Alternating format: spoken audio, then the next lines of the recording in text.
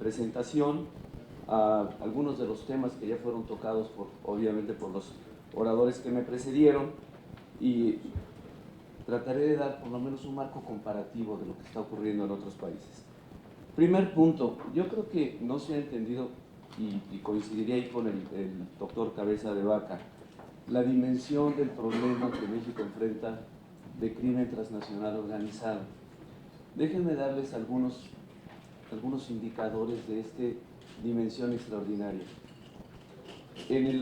A fines de los años 90, el gobierno de los Estados Unidos, respondiendo a sus intereses, tenían todo el derecho de hacerlo, desviaron todo el flujo de cocaína que salía de Colombia y llegaba directamente a Florida. Tomaron una decisión deliberada de desviarlo hacia México. Y lo lograron. Logrando con esto también multiplicar el poderío de las organizaciones criminales en nuestro país. Hasta principios de los años 90, la mayoría de las organizaciones de crimen organizado se dedicaban a producir y exportar cannabis a Estados Unidos y algo de heroína. Ese era el mercado al que se dedicaban. Cuando viene el desvío de toda la cocaína hacia el territorio nacional, esas organizaciones crecieron enormemente en capacidad de recursos, tuvieron recursos financieros casi infinitos que les permitieron, desde luego, esparcir dos cosas: violencia y corrupción. Eso yo creo que hay que tenerlo muy claro. Si no me creen a mí, por favor, créanle a la persona que tomó la decisión, que fue el presidente de los Estados Unidos, Bill Clinton, quien no hace mucho tiempo, hace 2 años aquí en México, reconoció esa decisión y el efecto tan pernicioso que tuvo sobre nuestro país. Voy a traducir rápidamente del inglés lo que dijo el presidente Clinton. Yo desearía que ustedes, los mexicanos, no tuvieran este problema de narcotráfico, pero no es realmente culpa de ustedes.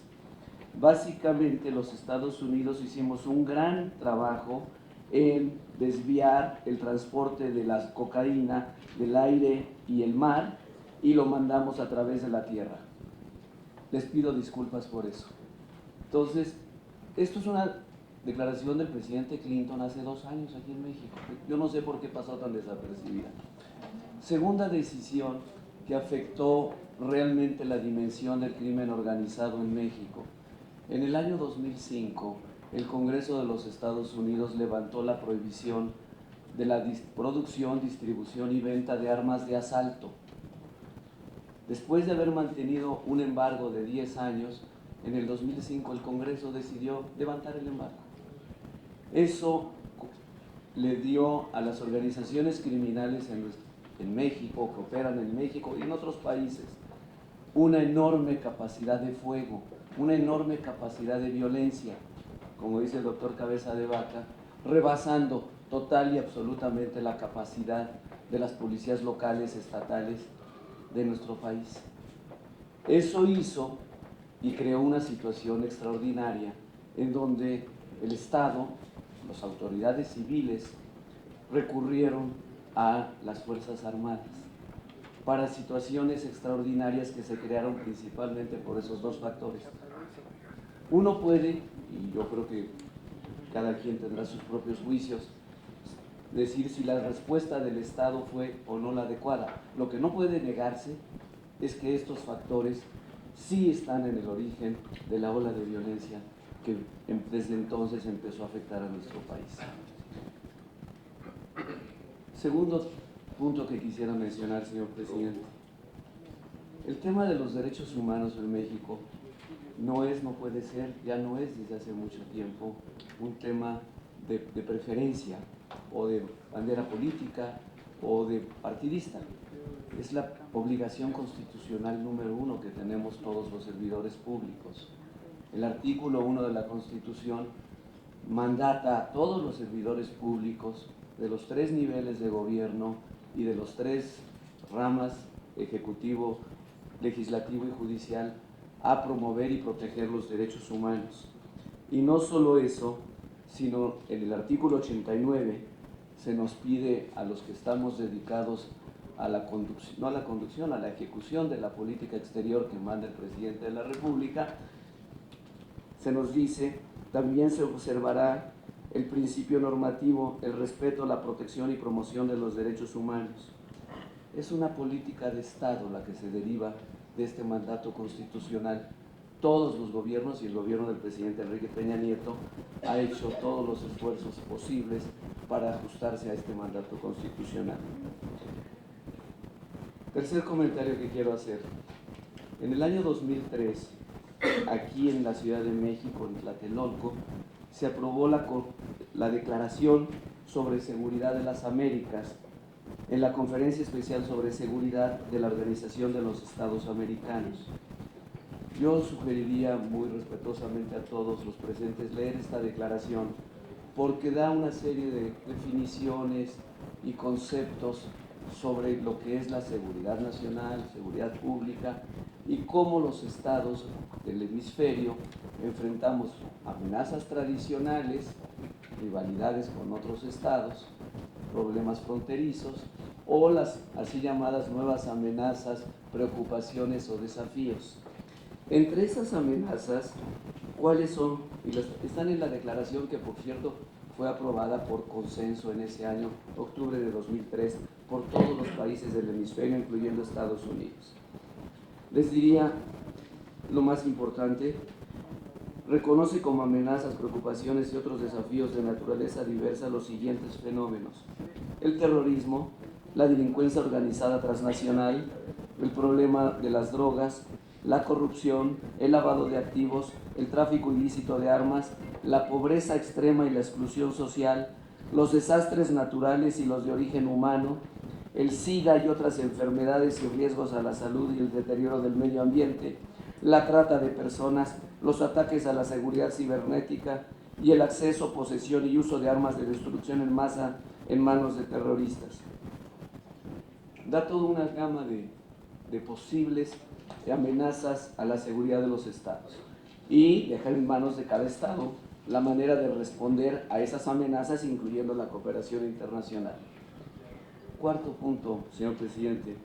Yo creo que el legislativo, cuando considere los proyectos de ley que se han presentado, debería de tomar en cuenta la experiencia de otros países y cómo ha evolucionado el régimen normativo jurídico de esos países. Y voy a mencionar 4 o 5 ejemplos, porque son pues, países que tienen una estructura jurídica parecida a la de México y además han tenido a veces desafíos parecidos a los nuestros. Chile cuenta con un cuerpo de seguridad denominado los Carabineros, que fue fundado en 1927 y es una institución, es una policía nacional militarizada, totalmente militarizada, con disciplina y estructura militar, y responden al Ministerio de la Defensa. Eso es lo que hoy tiene Chile. Italia.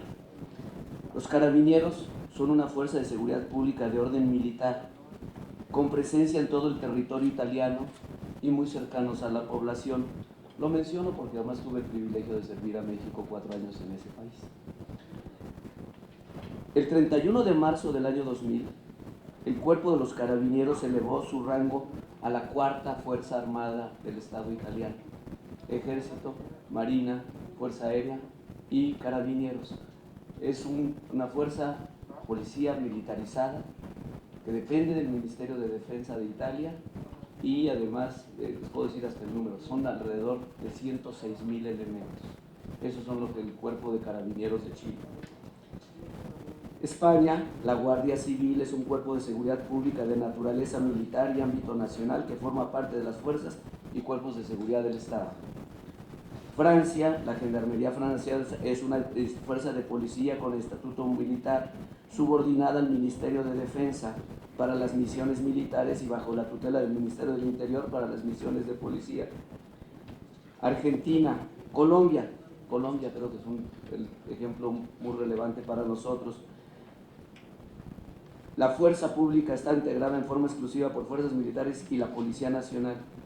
El Ejército Nacional conduce operaciones militares orientadas a defender la soberanía, la independencia y la integridad territorial y proteger a la población civil y los recursos privados y estatales para contribuir a generar un ambiente de paz, seguridad y desarrollo que garantice el orden constitucional de la nación. Los principios bajo los cuales se rige el Ejército Nacional de Colombia son los siguientes: respeto a los derechos humanos, respeto a la Constitución y la ley, honor militar, disciplina, etc. La Policía Nacional, la línea de mando de la Policía Nacional es Presidente de la República, Ministro de Defensa, o sea, le responden al Ministro de Defensa, a la Policía Nacional de Colombia. Menciono estos ejemplos simplemente para que se vea qué han hecho otros países con el régimen jurídico para atender la seguridad pública, la seguridad interior. Desde el punto de vista de la Cancillería, quinto punto, señor presidente, el principio toral de cualquier ley de seguridad pública, seguridad interior, desde luego, tiene que ser el artículo 1 constitucional. El artículo 1 dice que todas las autoridades del Estado estamos obligadas a promover, proteger los derechos humanos de la población en el territorio.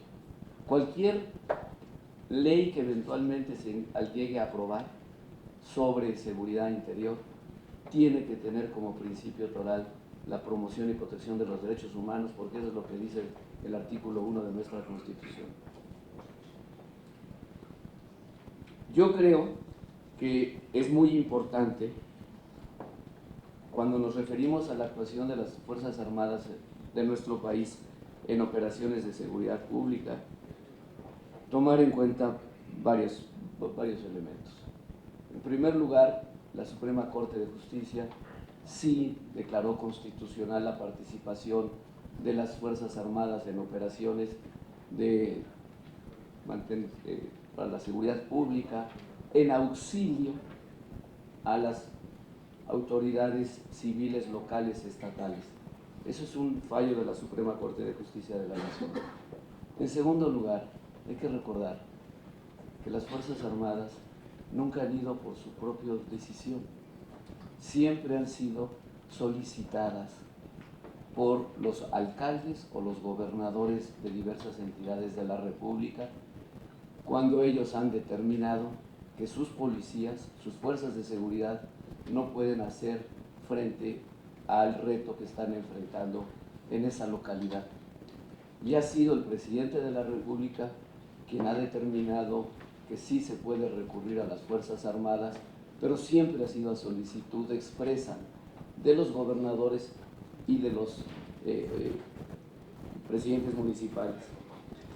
Creo que también es muy importante destacar aquí un elemento. El INEGI, que todos tenemos gran confianza en el INEGI, repetidamente en sus encuestas señala que el Ejército y la Marina son las dos fuerzas que mayor respeto siente la población mexicana. Yo creo que es importante preguntarle a la población en los operativos que realizan las Fuerzas Armadas si se sienten más o menos protegidas por la presencia eventual de las Fuerzas Armadas. Hay que preguntarle a las personas de las poblaciones locales qué es lo que piensan. La encuesta nacional, la encuesta revela que son a los que mayor confianza le tienen. Yo con esto concluiría, señor presidente. Me parece que es muy importante darle un marco jurídico a la participación de las Fuerzas Armadas, precisamente para saber en qué momento, cuándo, bajo qué condiciones se puede recurrir a su operación, para que no sea casuístico, para que no sea simplemente una situación de emergencia en una determinada población, que haya un procedimiento que acote mandato, que acote duración y que acote objetivos claros de la presencia de las Fuerzas Armadas del país, siempre en auxilio de las fuerzas locales, siempre en auxilio de las autoridades civiles y nunca, desde luego, reemplazando a las autoridades civiles. Y manteniendo en todo momento el respeto a los derechos humanos. Es importante lograr una mejor coordinación entre policías locales, policías estatales y las fuerzas federales. Muchas gracias, presidente. Muchas gracias,